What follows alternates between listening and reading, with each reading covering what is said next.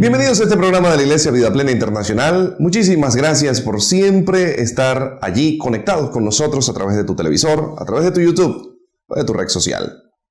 Hoy tenemos un tema que va a bendecir tu vida, se llama decisiones. Decisiones que matan. Para esto voy a compartir una lectura con todos ustedes que se encuentra en el libro de Génesis, capítulo 10, capítulo 12, versículo 10 al 20. Dice así: Hubo entonces hambre en la tierra y descendió Abraham a Egipto para morar allá, porque era grande el hambre en la tierra. Y aconteció que cuando estaba para entrar en Egipto, dijo a Sarai su mujer: He aquí, conozco que eres mujer de hermoso aspecto. Cuando te vean los egipcios dirán: su mujer es, y me van a matar a mí, y a ti te van a preservar la vida. Ahora pues, di que eres mi hermana, para que me vaya bien por causa tuya, y viva mi alma por causa de ti.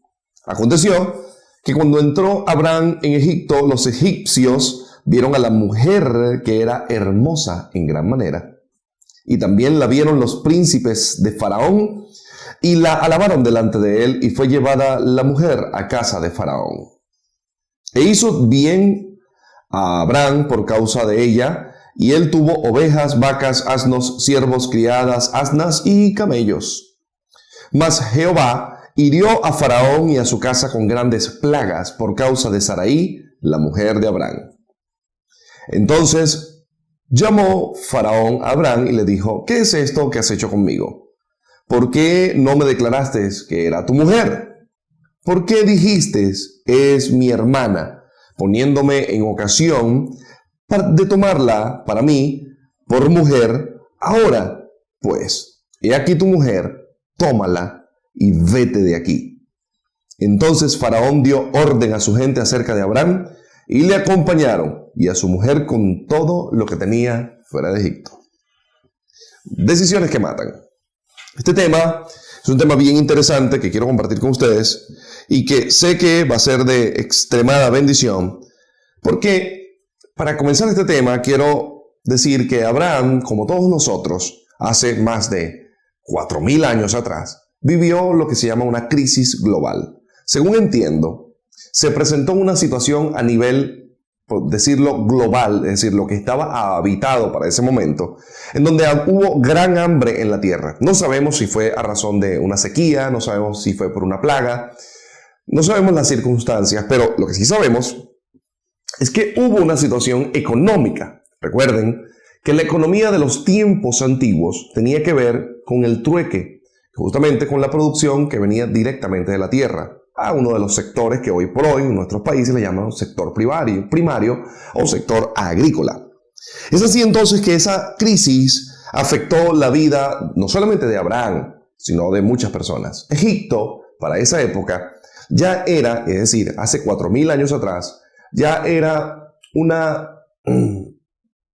imperio.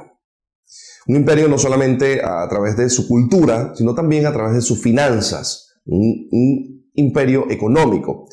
Y según lo que podemos entender, Egipto siempre tuvo la capacidad de estar adelantado a los problemas económicos globales, a las situaciones de escasez en la tierra. Lo vemos también cuando Jacob vive una crisis similar a la que vivió Abraham y le toca mandar a sus hijos a Egipto a comprar alimentos, donde José, para ese momento, era el gobernador de Egipto, pero que Egipto, para ese momento, tenía grandes almacenes económicos. En ese sentido, las crisis no es algo que nos ha tocado solamente vivir a nosotros, sino que a todas las personas de la antigüedad también vivieron crisis. En Venezuela no es menos cierto que también hemos atravesado situaciones difíciles, como en Argentina, como en Ecuador, como se vivieron en cierto momento con la guerrilla en Colombia, como situaciones que han vivido los países diversos. Por ejemplo, la crisis que dejó la Segunda Guerra Mundial, la crisis que dejaron, por ejemplo, las inundaciones, los tsunamis, las devastaciones y tantas cosas que pueden poner a un país, a una población, a una región grande o pequeña, en una situación de alerta. Pero hay algo característico de las crisis. Las crisis suelen descontrolar tres cosas en el ser humano. Primero que nada, toda crisis descontrola las emociones. Cuando hablamos de una crisis, tenemos que entender que no es solamente un tema global, sino que las crisis pueden ir de temas generales, es decir, de manera global, a temas muy particulares, es decir, crisis particulares. Yo puedo estar viviendo una crisis matrimonial, puedo estar viviendo una crisis sentimental, puedo estar viviendo una crisis económica particular. De repente todo el mundo a mi alrededor está bien, pero quien está viviendo la crisis económica soy yo. Puedo estar viviendo una crisis de fe, una crisis de conocimiento, etc. Muchas crisis. Crisis llamaremos a un momento crítico, un momento cumbre, un momento donde es lo que se conoce como un punto de inflexión, donde lo tienes que vivir porque lo tienes que vivir. No hay manera de flexionar eso, no hay manera de suavizar eso. Cuando la crisis llega, hay dos cosas que hacer: vivirla o morir en ella. El asunto es que tres cosas afectan. Lo primero que hace toda crisis en la vida de un ser humano es afectar sus emociones. Cuando nosotros hablamos de emociones, hablamos de manera implícita de todos los que son sentimientos. Una emoción es aquello que viene preinstalado en el corazón, en el alma de una persona. Por ejemplo, amor, miedo, felicidad. Eso bien son emociones que vienen preinstaladas. Cuando hablamos de un sentimiento, hablamos de una emoción evolucionada que requiere de la capacidad de análisis de una persona para poderse gestar dentro de ella. Un sentimiento, por ejemplo, es el rencor. No es solamente que odio, es que analicé, guardé la emoción, se transformó en rencor, el cual es un sentimiento que está arraigado en la comprensión del dolor o de un daño que se me causó. Es así que toda crisis va a afectar, primero que nada, las emociones. Las emociones en las crisis afloran. Si un matrimonio está en crisis, pero quizás con el trabajo, con las cosas que hacen, que viven, han logrado sobrellevarse. En el momento que llega la crisis, esas cosas que estaban tapadas por el día a día suelen aflorar. En el siguiente segmento, después de este corte publicitario, les voy a seguir hablando de las tres cosas que van a influir, en las que va a influir la crisis en nosotros. Ya regresamos.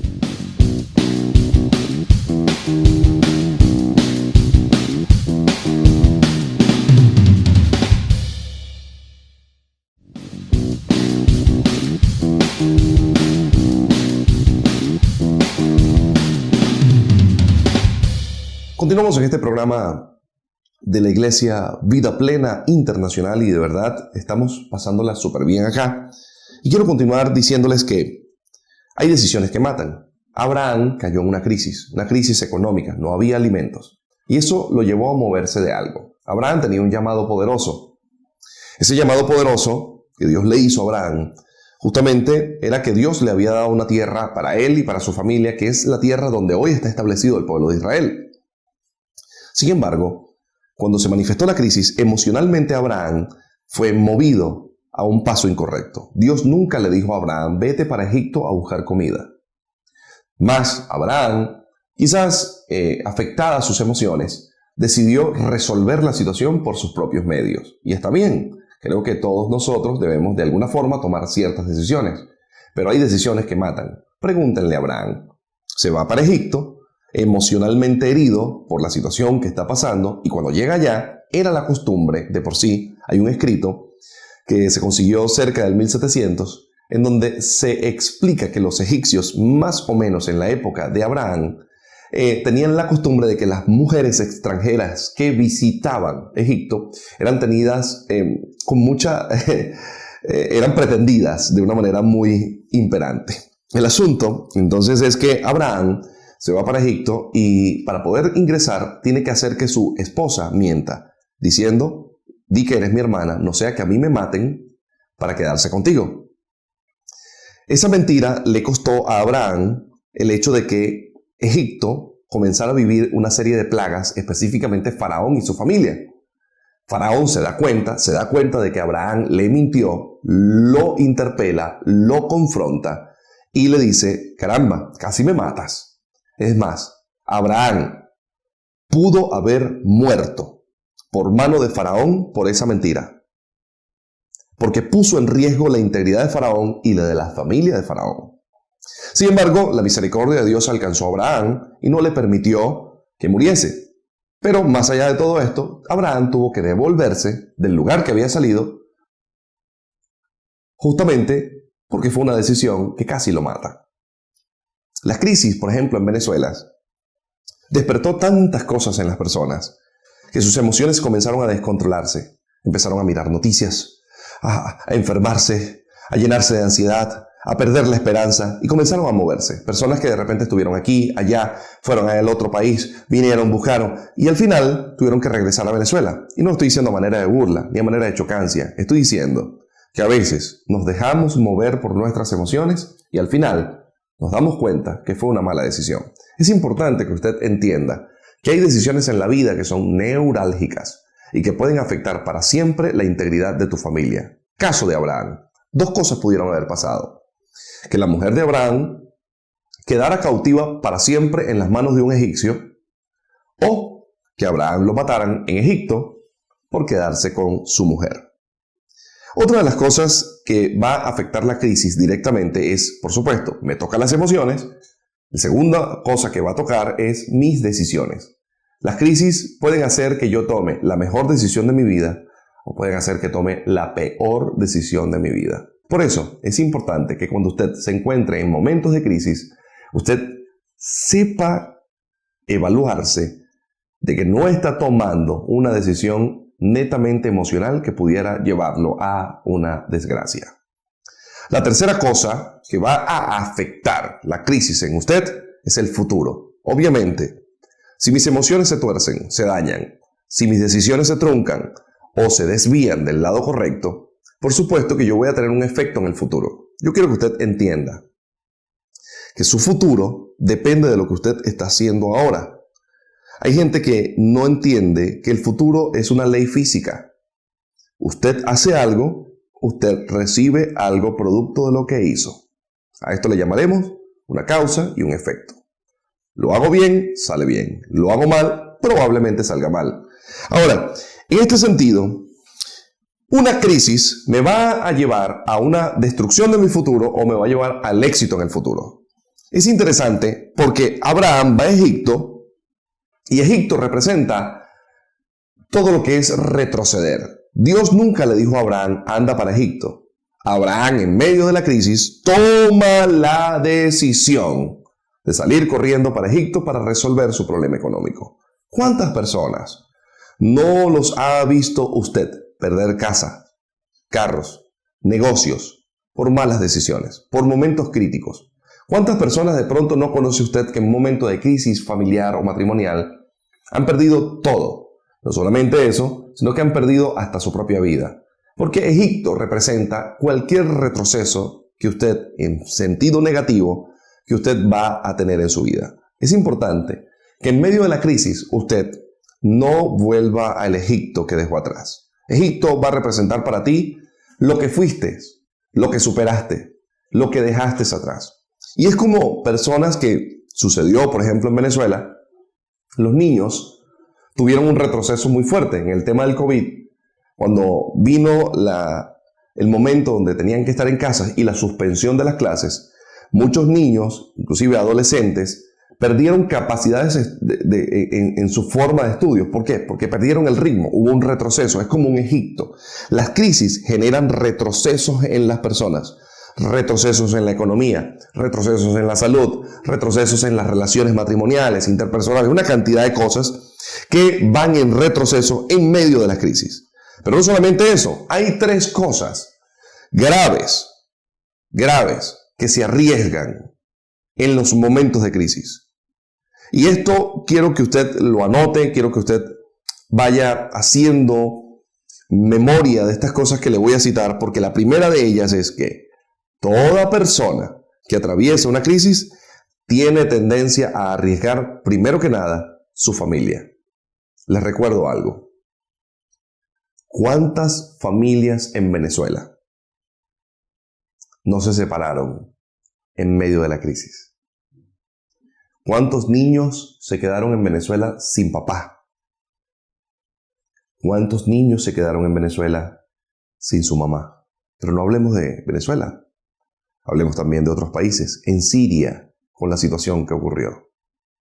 ¿Cuántos niños? ¿Cuántas familias se destruyeron? ¿Cuántos hogares se disolvieron? Toda crisis atenta, en primer lugar, contra la integridad de la familia. En el siguiente segmento voy a hablar acerca de las 2 cosas restantes que van a afectar la crisis de manera directa. Ya regresamos.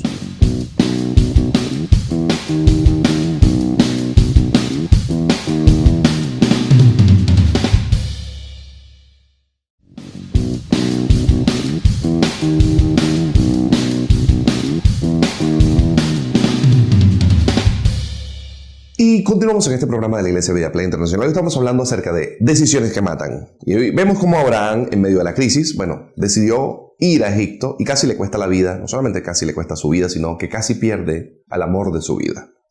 Decía yo en el segmento anterior que la primera cosa que va a afectar la crisis es a la familia.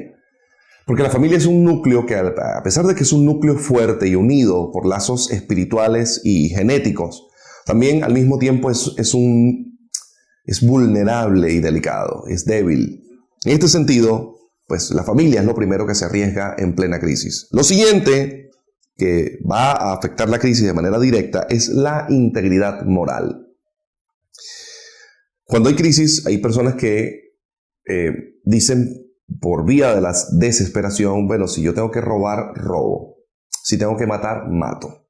Si tengo que hacer un negocio sucio, hago un negocio sucio. Si tengo que exponerme, me expongo. Si tengo que enfermarme trabajando, me enfermo. Entonces ya empieza, la crisis va a atentar directamente contra la moral del padre, contra la moral de la madre. Estamos hablando de que, y yo no estoy haciendo una crítica ni estoy denigrando, pero estamos hablando de que ocurrió aquí en este país y sé que está ocurriendo ahora mismo en otros países donde hay madres que para poder alimentar a sus hijos han tenido que prostituirse. Yo no las juzgo.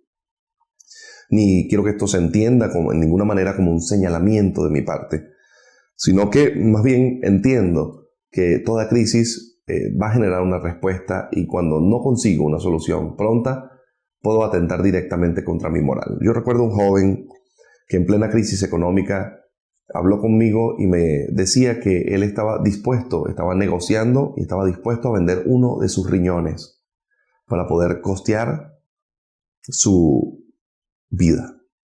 Vea hasta dónde llega y vea lo que puede hacer un momento de crisis en la vida de una persona. Usted debe aprender a cuidarse del momento crítico de que la crisis no le llegue a tocar su moral. Más allá de lo que esté pasando, conserve su moral intacta, porque Dios le va a ayudar.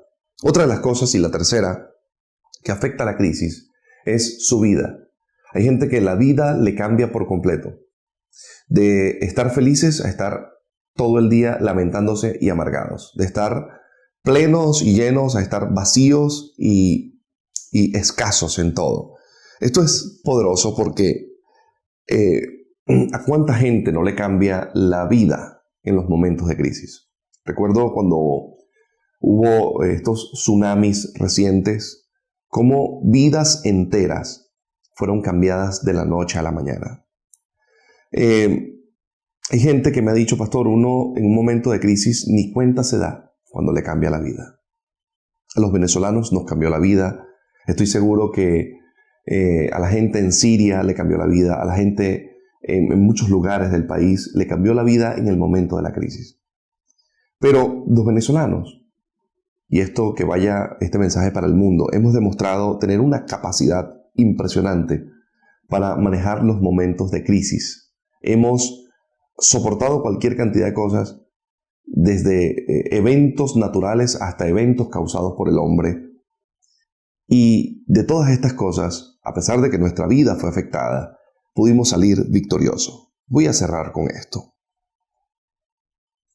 Cuando la crisis se acerca a mi vida, yo debo aprender las palabras del gran rey David, quien nos dejó un regalo poderoso. Él dijo, en uno de sus salmos, dice, alma mía, espera en Jehová, porque aún he de alabarle. Si usted lee el contexto de este salmo, se da cuenta que el salmista estaba viviendo un momento de crisis. David tuvo muchas crisis en su vida.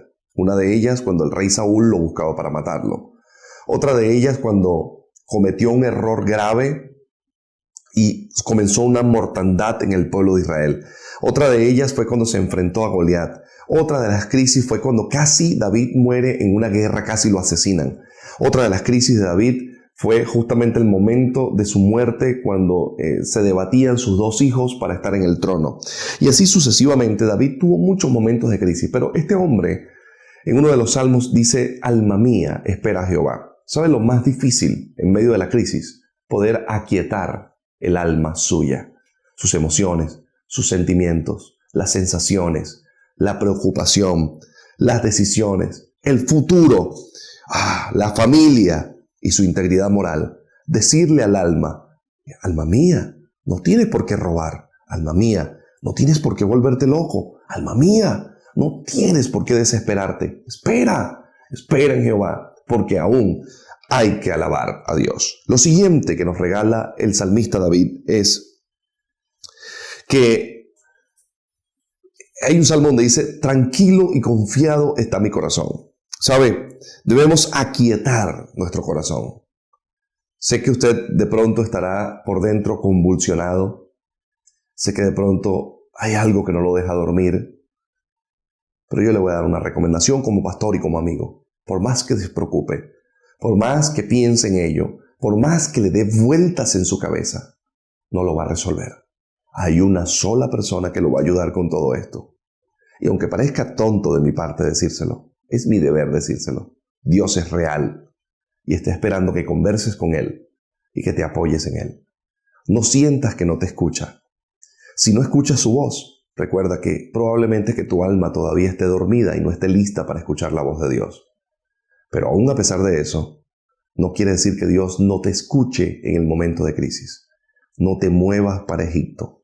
No retrocedas. No vayas atrás. No arriesgues tu familia. No arriesgues tu integridad moral. No arriesgues la integridad de tu familia. Resiste, porque vienen tiempos de gloria para ti. He llegado al final. Y quiero invitarlos a todos a que, primero que nada, se suscriban a nuestros canales, entre ellos YouTube, y que puedan ingresar a nuestra página web www.ministeriovpi.com. Además, usted puede contactarnos en los números telefónicos que ve en pantalla. Y por si fuera poco, si requieres atención, si quieres que oremos por ti, si quieres que tengamos un encuentro contigo, entonces puedes contactarnos ahí mismo en esos números que ves en pantalla y a través de nuestras redes sociales. Así que no estás solo. En este momento de crisis, cuentas con nosotros. Una iglesia que está lista para abrazarte y para recibirte de la mejor manera. Por lo demás, no me queda otra cosa sino que despedirme de todos ustedes agradeciéndoles por siempre ser parte de nuestra sintonía. Dios te bendiga poderosamente.